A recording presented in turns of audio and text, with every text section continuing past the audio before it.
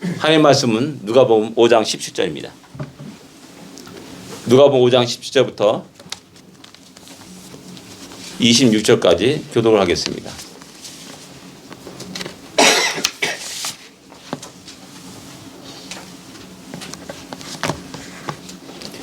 누가복음 5장 17절부터 26절까지 말씀 교독하겠습니다. 제가 17절 읽겠습니다. 하루는 가르칠 때 갈릴리의 각 마을과 유대와 예루살렘에서 온 바리새인과 율법 교사들이 앉았는데 병을 고치는 주의 능력이 예수와 함께 하더라.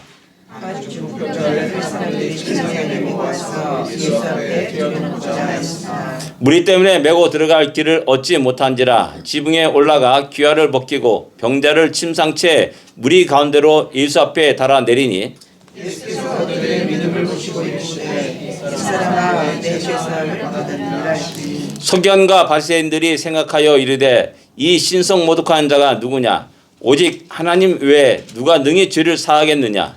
예수께서 그 전을 하시고 대답하여 이르시되 너희 마음에 무슨 생각을 하느냐 네 죄사함을 받았느니라 하는 말과 일어나 걸어가라 하는 말이 어느 것이 쉽겠느냐.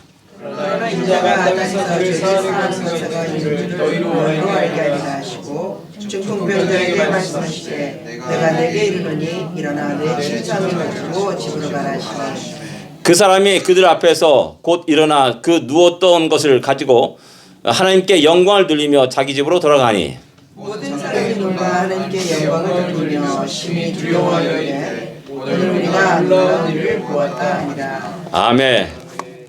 예, 중풍자를 찾아오신 우리 예수님에 대해서 은혜를 나누기를 원합니다. 예, 광관하겠습니다.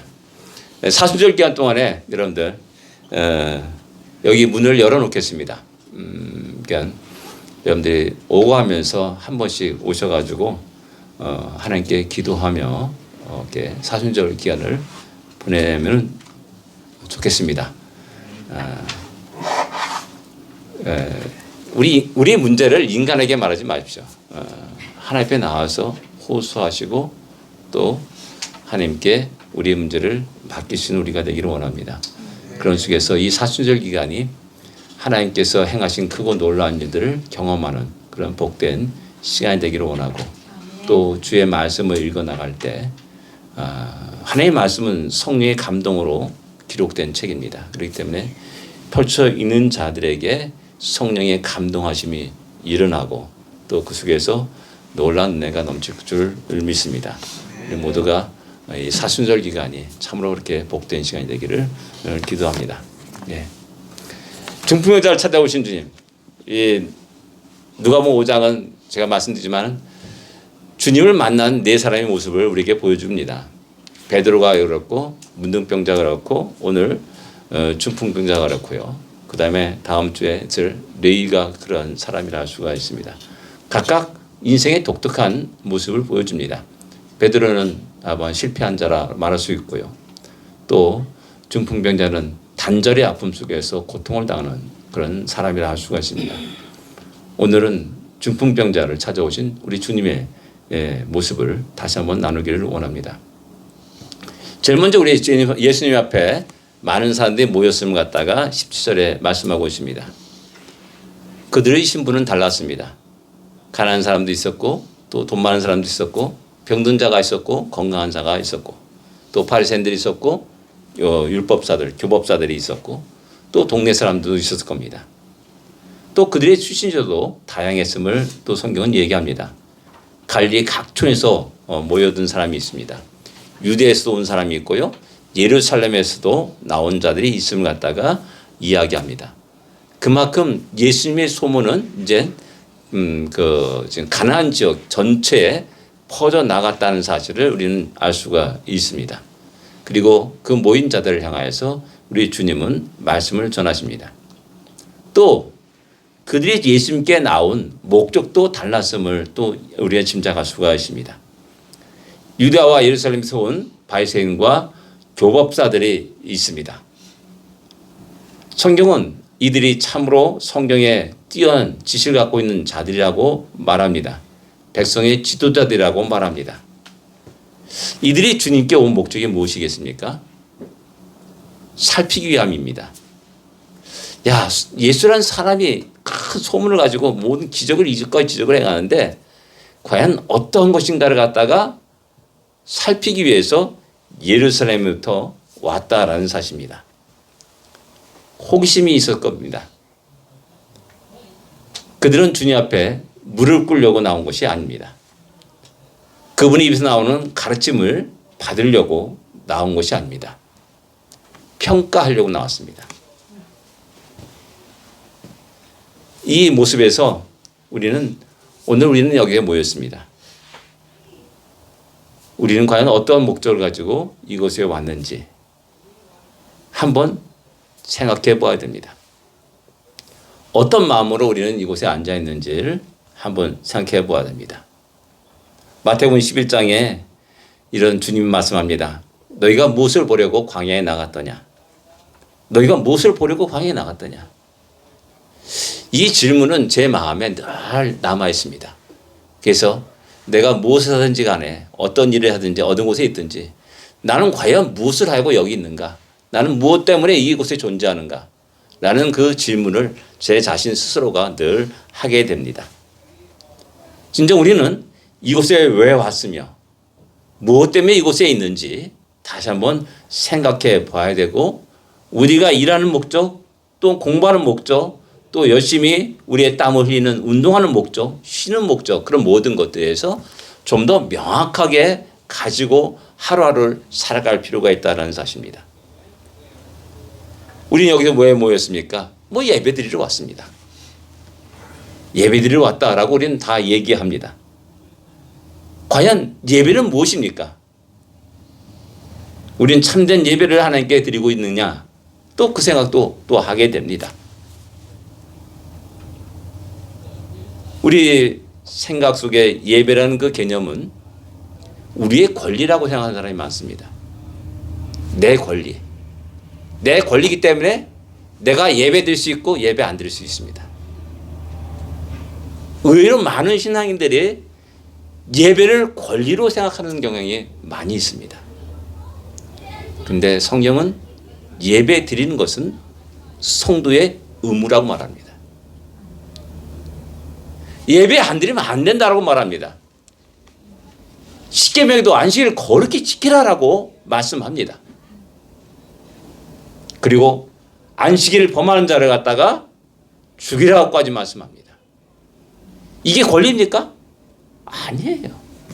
우리는 일상생활 속 우리 신앙생활 속에서 엄청난 착각이 뭐냐면은 예배를 권리로 생각하는 겁니다. 그러니까 예배 드리는 것을 우선순위에서 항상 저 뒤에 놓게 되는 것이죠. 그러다 보니까는 점점 우리의 심령은 황폐되어가는 것들을 내 자신도 모르게 그런 길을 걸어가게 되는 겁니다. 예배는 하나님 우리에게 명령하신 겁니다. 그것을 왜 하나님 억지로 이렇게 할 일도 많은데 왜 그 시간을 내도록 하십니까? 아니에요. 하나님이 우리를 사랑하시사 우리에게 복 주시려고 그 예배 시간을 정하셨고 안식일을 정하셨습니다. 그러니까 예배를 통해서 하나님의 복을 받는 것이지 다른 곳에서 그 복을 취하려고 하는 어리석음 참으로 어리석은 자라라고 말할 수가 있는 겁니다. 예수님 앞에 많은 사람들이 모였습니다. 각각의 목적은 달랐습니다. 그러나 오늘 여기에 모인 우리의 목적은 동일해야 됩니다. 하나님께 예배를 드리며 우리의 마음을 드리며 우리의 시간을 드리며 우리의 정성을 드리며 우리 힘을 다하여 하나님 앞에 영광을 돌리는 것입니다. 찬양을 드리는 겁니다. 하나님 앞에 물을 끓는 겁니다. 내 생각과 내 마음과 내 계획을 내려놓고 먼저 한 주간을 시작하기 전에 주의 음성을 듣는 겁니다. 나를 향한 하나님의 계획이 무엇인지를 듣는 겁니다. 주님이 모인 사람들에게 한 나라에 대해서 가르쳤습니다. 복음을 이야기했습니다. 바로 그 복된 소식을 듣는 것이고 내 영혼이 소생하는 놀라운 것들을 체험하는 것이 바로 이 예배 시간의 복인 겁니다. 다시 한번 말씀드립니다. 예배는 나의 권리가 아닙니다. 예배는 우리가 마땅히 드려야 될 의무인 겁니다. 이 사실을 분명히 알고 우리의 생애를 살아간다, 우리의 인생을 살아간다면 그 사람은 진정 복된 사람이 됩니다. 장담합니다. 예배드리고 가서 쫄딱 망했다는 사람은 없습니다. 하나님 앞에 나와서 예배드리며 주를 찬양하고 영광을 돌리며 살아갈 때 우리들이 건강히, 우리들이 행하는 모든 일들이, 또한 우리의 가정들이 평안과 기쁨과 즐거움이 넘치게 될 것입니다. 두 번째 생각할 수 있는 것은 중풍병자의 친구가 있음을 갖다가 성경은 우리에게 이야기합니다. 몇 사람인지 구체적으로 모릅니다. 그러나 침상을 옮길 정도니까 최소한도 2명 이상인 겁니다. 또 사람이 앞에 있으니까는 좀 비키세요 하고 또 외치는 사람도 있었을 겁니다. 또 더 나가서 이제 지붕을 뜯어서 이제 내려야 되기 때문에 지붕을 뜯는 사람도 있었을 겁니다. 그러니까 아마 최소한 4명 정도 되지 않았을까 하는 그런 생각을 합니다. 자신의 친구를 위해서 기꺼이 나선 사람들입니다. 침상을 메고 주님 앞에 가려니까는 너무나 많은 사람들이 앞에 가리고 있기 때문에 그들은 할 수 없이 지붕으로 올라가서 그 지붕을 뚫고 침상을 내려야만 됐습니다. 야, 참 의리의 사나이들이다 라고 사람들은 생각할 겁니다. 그들의 우정에 대해서 칭찬을 할 겁니다. 그리고 그런 사람들을 부러워하고 좋아합니다. 참 이 세대에 보기 드문 좋은 사람들이라 라고 말하기도 합니다. 그런데 고린도서 13장 3절은 우리에게 이렇게 말합니다. 내가 내게 있는 것으로 모든 것으로 구제하고 내 몸을 불사르게 내어줄지라도 사랑이 없으면은 내게 아무 유익이 없느니라 라고 말씀합니다. 고린도전서 13장을 우리는 사랑장이라고 말합니다. 우리는 이 사랑장을 너무나 착각하고 오해하고 그렇게 읽습니다. 앞에 모든 것을 구제하는 것 사랑입니다. 불사르게 내 몸을 불사르게 내어주는 것 이만한 사랑이 어디 있겠습니까? 우린 그런 사람들에게 박수치고 참 그들의 선행을 본받기 위해서 TV나 라디오나 신문에 또 그 이름이 오르르 내리고 있는 것을 보게 됩니다.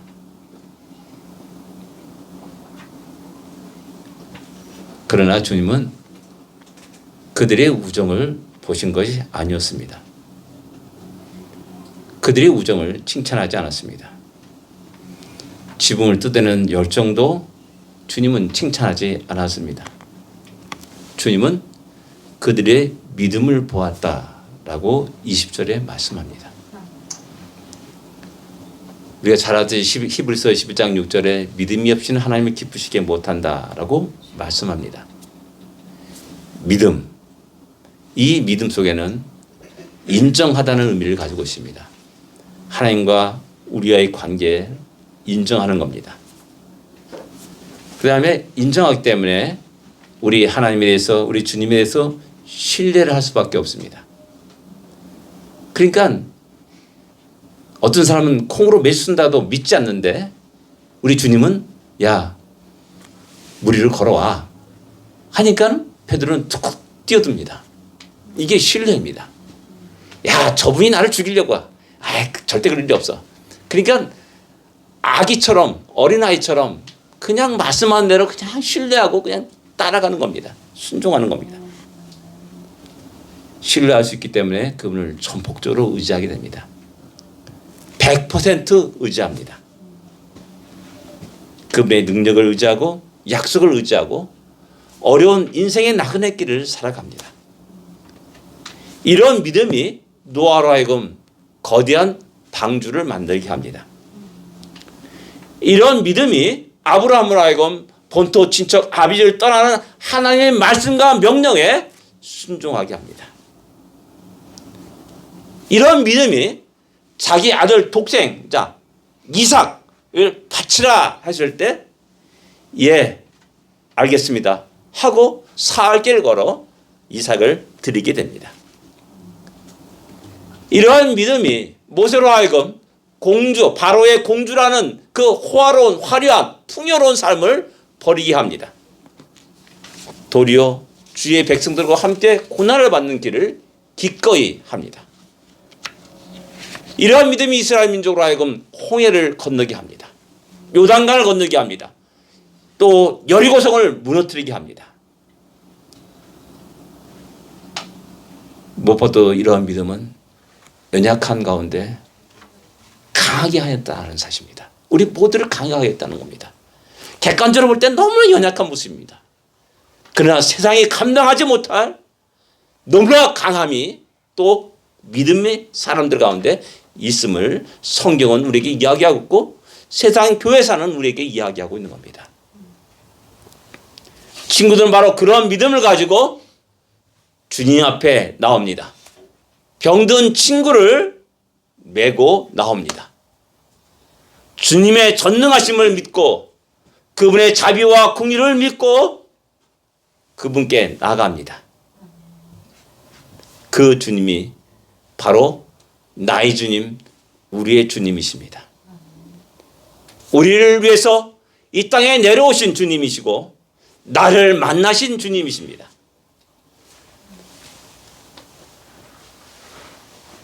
그 안에서 참된 평안을 누리고 참된 안식을 누리고 이 땅에 피곤한 나그네 인생길을 담대히 살아가게 되는 겁니다. 이 친구들의 믿음이 한 사람을 살렸습니다. 우리의 믿음이 또 다른 사람을 살 수 있음을 기억해야 됩니다. 나 혼자의 믿음이 아닙니다. 나의 믿음이 나의 자녀를 살리게 되고 나의 믿음이 우리 가정들을 살리게 되고 나의 믿음이 친척들을 살리게 되고 나의 믿음이 나의 이웃들을 한 나라를 살릴 수 있다는 사실을 우린 기억해야 됩니다. 저희 집안에 처음으로 예수 믿은 분은 저희 어머니셨습니다. 저희 어머니 때문에 제가 예수를 믿게 됩니다. 저뿐만 아니라 우리 형제들이 다 예수를 믿게 됩니다. 또 이렇게 보니까 우리 친척들이 다 예수 믿게 됩니다. 여러분, 공 씨가 이게 예수 믿는 것은 그렇게 쉬운 일이 아닙니다. 공자 70대 후손입니다. 뼈대 있는 집안의 자손입니다. 근데 제가 예수 믿게 됩니다. 한 사람의 믿음이 그러한 변화가 일어나게 되는 겁니다. 그래서 사도 바울은 주 예수를 믿으라. 그리하면 너와 내 집이 구원을 받으리라. 라고 말씀합니다. 그래서 나 한 사람이 그렇게 소중한 겁니다. 우리의 믿음이 그렇게 소중한 겁니다. 그래서 성경 말합니다. 너 믿음이 사람들아 흐리멍텅하게 믿지 말라라고 말하는 겁니다. 어떤 사람 야 믿자의 본전 아니냐 믿어봐 이렇게 말하는 사람이 있습니다. 아닙니다. 반드시 믿어야 됩니다.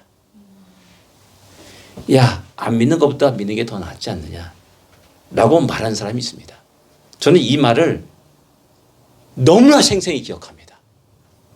제가 처음 예수 믿었을 때 시내버스 타고 왔다 갔다 하다가 서대문 내거리에서 앉아있는데 두 아가씨 어떤 분이 누님이 버리겠죠. 그 두 분이 얘기하는 소리가 제가 이 말이었습니다. 야 교회 가자. 너도 교회 가니? 야 안 믿는 것보다 나 믿는 게 낫더라 라는 말을 하면서 두 사람이 대화를 들었습니다. 그 대화가 지금도 제 마음에 잊혀지지 않는 겁니다. 그러면서 제가 내릴 때까지 곰곰이 그 말을 생각했습니다. 안 믿는 것보다 믿는 게 낫다? 롤렉스 시계 없는 것보다 있는 게 낫지. 다이아몬드 반지 없는 것보다 있는 게 낫지. 금목걸이 없는 것보다 있는 게 낫지. 이런 말로 쭉 나가는 겁니다. 아하, 내가 예수를 믿는 것이 이렇게 내 치장물로 여기는 것은 아닌가라는 생각이 들게 됐습니다. 그래서 그 다음부터는 안 믿는 것보다 믿는 게 낫다는 말을 제 입에서 내뱉지 않습니다. 안 믿는 것보다 믿는 게 나은 게 아니라 반드시 믿어야 됩니다. 반드시 주님을 의지해야 됩니다. 한평생 내 삶을 다할 그날까지 오직 주님만을 바라보며 주님만을 의지하며 어려울 때 힘들 때 주여 나 도와주십시오라고 말하면서 기도하면서 부르짖으면서 내 인생을 주께 드려야 됩니다. 그래야 살아갈 수 있고 그래야 승리할 수 있는 겁니다. 우리가 이제 세 번째 중풍자가 있습니다. 중풍자는 참 복된 사람입니다. 좋은 친구가 있었습니다. 친구를 보면 그를 알 수 있듯이 아마 중풍자도 참 좋은 사람이었다라고 생각할 수 있습니다. 왜? 그렇게 기꺼이 도와주려고 하는 친구가 있다는 것은 뭐냐면 평소에 그 사람이 인격이 삶이 어떤지를 금방 알 수가 있는 겁니다. 짐작할 수가 있는 겁니다. 야, 저렇게 좋은 사람이 저 병에 걸렸네 라고 사람들은 꾸물꾸물합니다. 그리고 야, 저는 사는 사람도 저는 곤란한 지경에 처하는구나 라고 또 말할 수도 있습니다. 근데 우리가 알다시피 주님이 주무시는 배도 흔들흔들 해가지고 아이고 나 죽겠습니다 라고 제자들이 날쳤던 우리 일들이 있었습니다. 뭐 예수 믿는 사람이라고 암에 안 걸리는 게 아닙니다. 암이 걸려서 또 하나님 부르시고 또 예수 믿는다고 교통사고 안 나는 게 아닙니다. 또 교통사고 나도 또 어려운 공경에 처하기도 하고 뭐 그렇습니다. 이런 모든 것들이 우리 안에 우리의 삶의 현실 속에 일어날 수가 있습니다. 아마 중풍병자도 아마 그러한 사람이라 할 수가 있습니다. 그리고 우리 주님은 그분을 그 중풍자를 기꺼이 만납니다. 그리고 그에게 하는 말이 뭡니까? 이 사람아 내 죄사함을 받았느니라 라고 이렇게 말씀합니다. 이 사람아 라고 우리 주님이 말씀합니다. 이 말씀은 마태복음과 마가복음에는 소자여라고 이렇게 말씀합니다. 근데 누가복음은 사람아, 이 사람아 라고 이렇게 기록하고 있습니다. 이 말의 의미를 한번 좀 생각해 볼 필요가 있습니다. 사람, 뭐 히브리 말로는 아담입니다. 아담 하면은 여러분들 최초의 인간이 이름이 아담이었습니다. 그 아담은 흙으로 지음받았다라는 뜻을 가지고 있는 말에서 유래한 말입니다. 이 사람아라는 이 말은 야 흙으로 지음받은 사람아라는 말입니다. 흙으로 지음받았기 때문에 부족함이 있습니다. 연약함이 있습니다. 불완전함이 있습니다. 그렇기 때문에 하나님께 영광이 되지 못합니다. 그렇기 때문에 우리는 언제나 죄인일 수밖에 없다는 사실을 우리 성경은 우리에게 이야기하는 겁니다. 죄라고 해서 자꾸 우리는 내가 도둑질 안 했다, 강도질 안 했다, 살인하지 않았다, 속이지 않았다 나는 이 생각만 하는데 그게 아니라 하나님이 영광에 이르지 못한 것을 죄라고 규정하는 겁니다.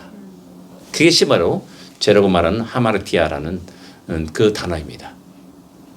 그건 뭐냐면 관역을 빗나갔고 하나님이 영광에 이르지 못했기 때문에 하나님이 그 사람을 지은 존재의 목적을 잃어버리게 되고 상실하게 되는 겁니다.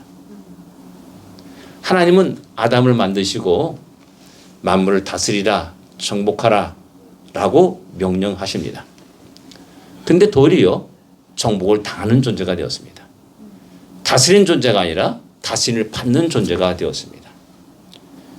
죄를 이기는 존재가 아니라 죄의 노예가 되었고 사탄의 도구가 되는 그런 상태로 전락하고야 맙니다. 창조의 근본 목적을 잃어버리셨습니다. 그 가치를 상실했다라고 말할 수가 있습니다. 하나님께 영광이 되어야 되는데 영광이 되지 못합니다. 중풍병자의 상태가 그러함을 우리에게 말씀하고 있는 겁니다. 팔다리는 있습니다. 움직일 수 없습니다. 그리고 입이 있습니다. 말하지 못합니다. 모든 것이 존재합니다. 다 보면 멀쩡한 거예요. 그냥 잠자는 것 같아요. 근데 살았으나 죽은 자처럼 아무것도 할 수 없는 존재인 겁니다. 이런 그를 향해서 주님은 이 사람아 라고 말씀합니다. 이 존재의 목적을 상실한 자야. 하나님의 목적을 잃어버린 자야. 하나님께 영광이 되지 못한 자야. 라고 탄식의 소리를 하는 겁니다. 진정 우리는 하나님 우리를 지으시고 우리를 구원하신 그 목적대로 우리의 삶을 들여가고 있고 그 가치를 드러내며 살아가고 있으니까. 사대 교회를 향해서 주님은 말씀합니다.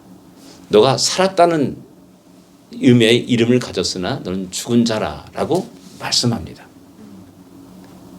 하나님은 우리가 살아가면서 우리의 모습을 보면서 그런 평가를 내리는 건 아닌지 라는 그런 두려움이 늘 우리 가운데 있어야 됩니다. 그래서 늘 우리 자신을 돌아봐야 됩니다. 하루 일과 시작하면서 진정 나는 오늘 하루 주여 당신의 목적대로 내가 그 가치를 드러내며 살게 하시옵소서라는 그런 기도를 할 수 있어야 됩니다. 그런 자는 겸손합니다. 그런 자는 자기의 그런 것들을 아는 자들은 진정 승진할 수가 있습니다. 그다음에 두 번째 이상 우리 주님이 내 재산을 받았느냐라고 선언하십니다. 단순히 죄를 사함을 받았다는 그런 말씀이겠습니까? 어떤 사람이 이 말씀을 그 모든 인류의 병의 근원은 죄다라고 말하는 그런 의미로 해석하고 말하는 사람도 있습니다. 근데 아까 말했듯이 이 사람아라는 그 말씀 속에 내 자세함을 받았니라라는 이 말씀은 내 존재 가치를 회복했다라는 말입니다.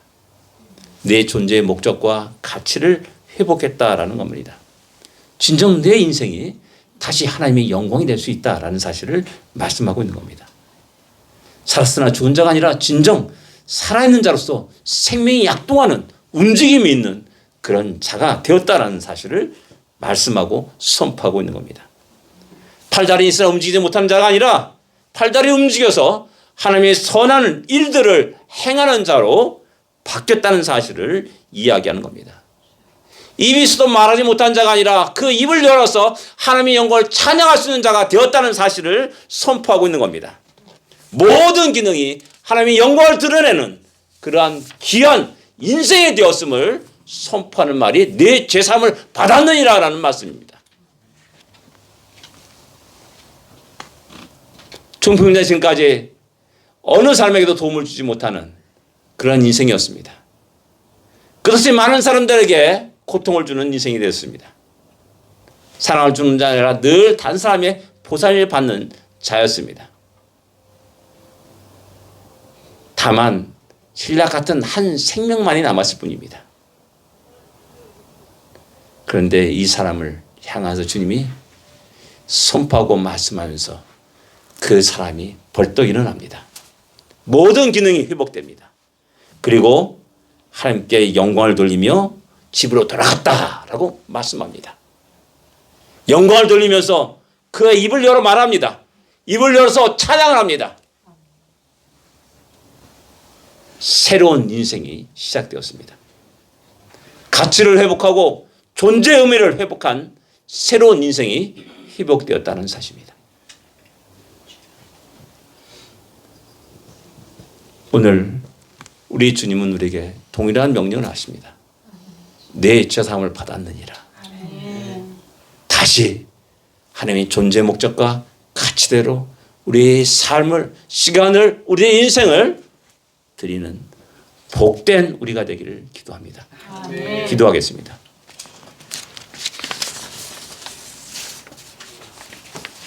우리는 어떤 마음으로 예배를 드립니까? 예배 드리는 것은 우리의 권리라고 생각합니까? 예배는 우리의 권리가 아니라 우리의 의무입니다. 하나님이 진정 기뻐하시는 믿음을 가지고 살아갑니까? 우리의 믿음 때문에 나와 관계된 어떤 사람이 소문을 가지고 살아갈 수 있습니까? 다시 한번 우리의 인생을 돌아볼 수 있기를 원합니다. 진정 우리의 존재 가치와 목적대로 우리는 하나님께 드려지고 있습니까? 이것을 생각하면서 오늘 이 시간 우리 자신의 모습을 돌아볼 수 있기를 원합니다. 기도하겠습니다.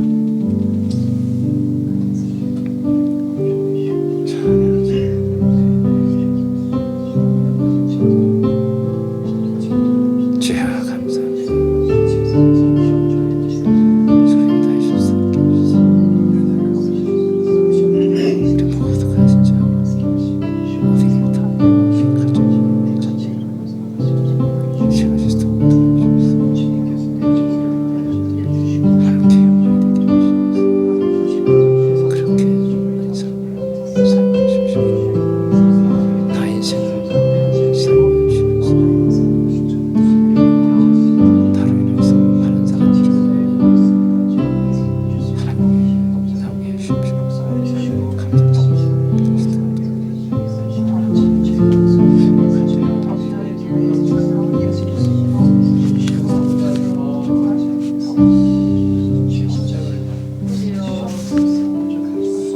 감사합니다. 하나님, 우리가 무엇이간데 독생자 예수 그리스도를 이 땅에 보내시고 나를 위해 우리를 위해서 피 흘려 들어가게 하시나이까. 너무나 고귀한 우리의 인생임을 다시 한번 깨닫게 하여 주십시고, 내가 살아가는 것, 내가 숨쉬는 것, 내가 걷는 것, 일하는 것, 내가 공부하는 모든 것들이 하나님의 뜻과 목적에 맞는 일이 될 수 있도록 인도하여 주십시고, 오대의 남은 생애가 온전히 주께 드려지게 하여 주시옵소서. 하나님, 나의 이 작은 인생을 통하여서 많은 사람들이 주를 알게 하여 주십시고, 주의 말씀을 듣게 하여 주시고, 믿음을 가질 수 있도록 은혜를 주시고, 구원받는 놀라운 역사가 일어나게 하여 주옵소서. 우리 샬롬 장로교가 이 땅에 존재하는 그 존재 목적이 바로 그러함을 우리가 기억하고, 주여 우리 샬롬 장로를 통해서, 우리 모든 성도를 통해서, 가정들을 통해서, 우리 자녀들을 통해서 하나님 마음껏 영원을 받아 주시옵소서. 예수님으로 간절히 기도드립니다. 아멘.